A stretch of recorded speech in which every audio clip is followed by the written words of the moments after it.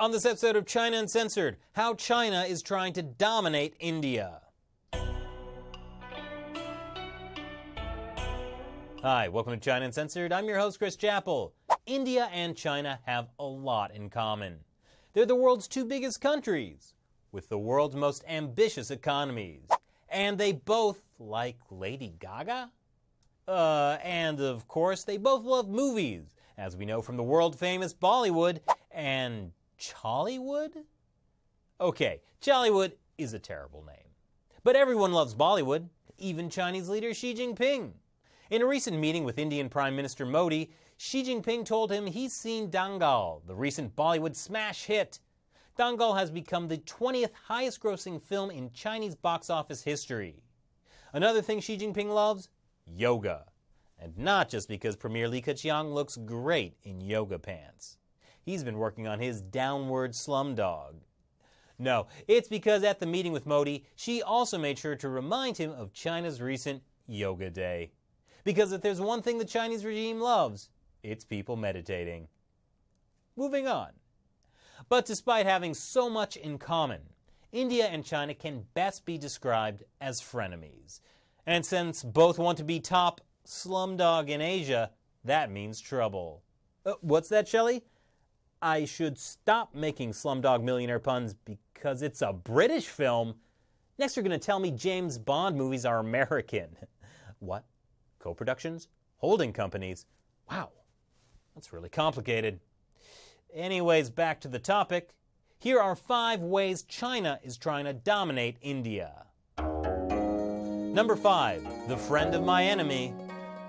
India and Pakistan don't exactly get along. They've had 4 wars since 1947. But fortunately for Pakistan, it has a friend in the Chinese Communist Party.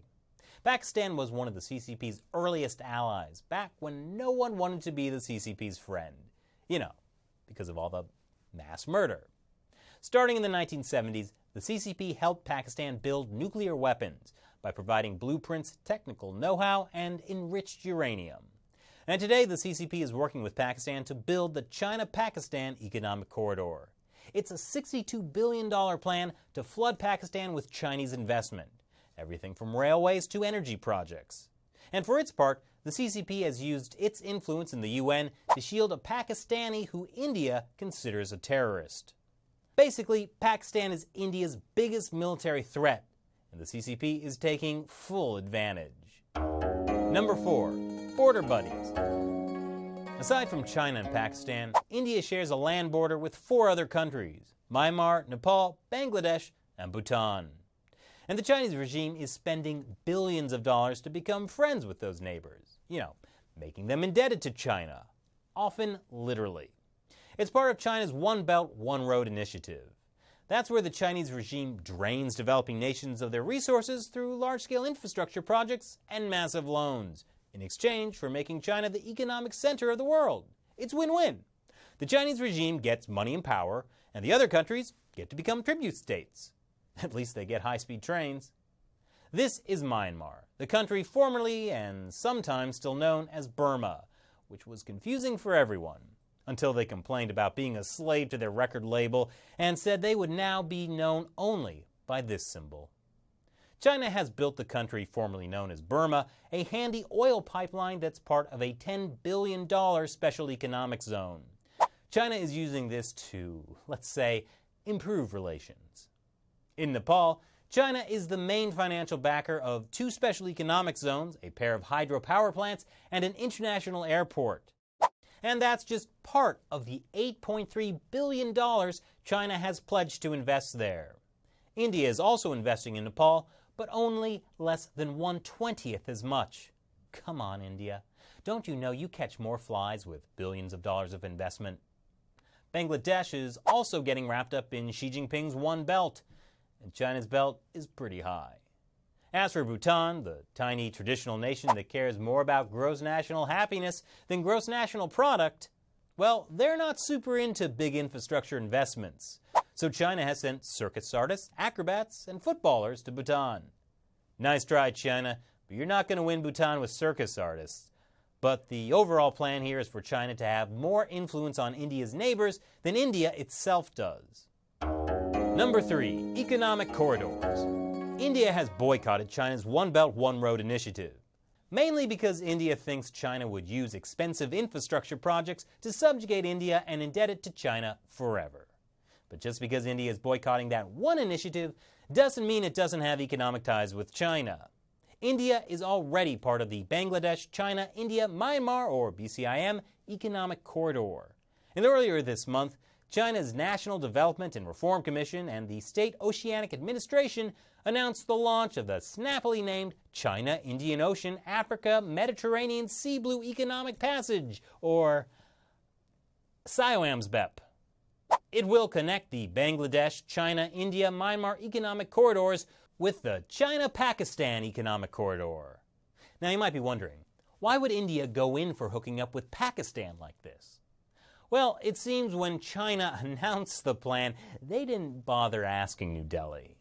But with the promise of such economic fortune dangling over the heads of so many of India's neighbors China already has been courting, how long can India hold out before it has to go with the flow?